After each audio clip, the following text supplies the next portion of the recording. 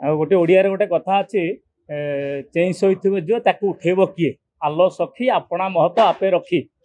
24 वर्ष धरी राज्य को जो विजु जनता दल शासन करुला जो सार डीलर माने जो अपॉइंटमेंट होते विगत सरकार में सार घोटाला होता भारतीय जनता पार्टी राजरास्तक आसीला जितेबले यही 2-3 दिन तले ये घटना लोकलोचन को आसला आमर राज्य सभापति मनमोहन सामल जी गत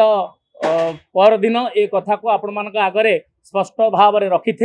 एवं राज्य सरकार त्वरित पदक्षेप नहीं सारर कला बजारी कारबार रे जो डीलर माने संपृक्त थे ए मोहन सरकार लोकंकर लोकप्रिय सरकार कार्यानुष्ठान नबार केते बेले अवहेला करना गतकाली 62 जन डीलर को सस्पेंड करा जायछि ये कथा आपण माने गणमाध्यम ये कथा को बधैछन्ति तेणु सरकार जत्नमान अच्छा चाषी केमिति सार अभाव रहिबो नाही सेति प्रति जत्नमान होइछन्ति आज ठारू बोधे सारर जोगाण ठीक से चलुछि जेहेतु स्टॉक रखिथिले डीलर माने कलाबाजारी करबा पई तांको 62 जन डीलर को काली जेतले पदक्षेप निया जायछि तांको ऊपर कार्यानुष्ठान निया जायछि निश्चित रूपे आगामी दिन में जोगाण ठीक रहइबो सार जोगाण ठीक रहइबो सार जोगाण अभाव रहिबो नै सारर अभावी जमा नाही कृत्रिम उपाय अभावी करा जायथिला ए कथा लोकलोचन आसला परे गतकाली सरकार दृढ़ पदक्षेप नैछन्ति आमे आशा करूछु दिन 2 दिन भितर ए कार्य आहुरी आगे चलिबो सार शृंखलित भाव में बंटन हम चाषी पाखे पहुंची जाई परिबो 62 डीलर ऊपर जितेबाला कार्यानुष्ठान है कहीं जो अभियोग आसला सार जो मार्केट रे शॉर्टेज है नाफेड को जी यूरिया कंपनी हो जो इफको हो जो सारर कंपनी माने नाफेड को जी दबा कथा एथरक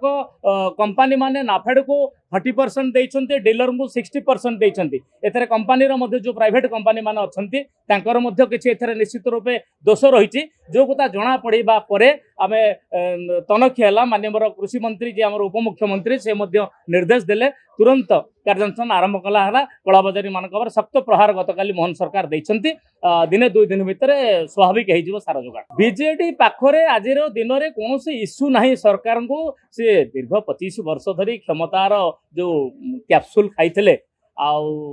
वर्षे है क्षमता चली जाइए निश्चित बाड़ुचोड़ होती कौन केमी करके पुनर्बार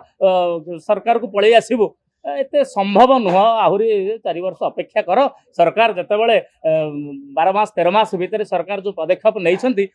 बीजेडी विचलित होती बीजेडी केवल एभली शासन केबे देई नथिला शासनटा गोटे जगह केन्द्रीभूत था बीजेडी आज शासन विकेन्द्रीकरण होगी तलू जाइए साधारण जनता आज सरकार प्रति गोटे बड़ आस्था प्रकट करिछि तेणु बीजेडी हलचल हम ए सन्देह हबार किछि नाही।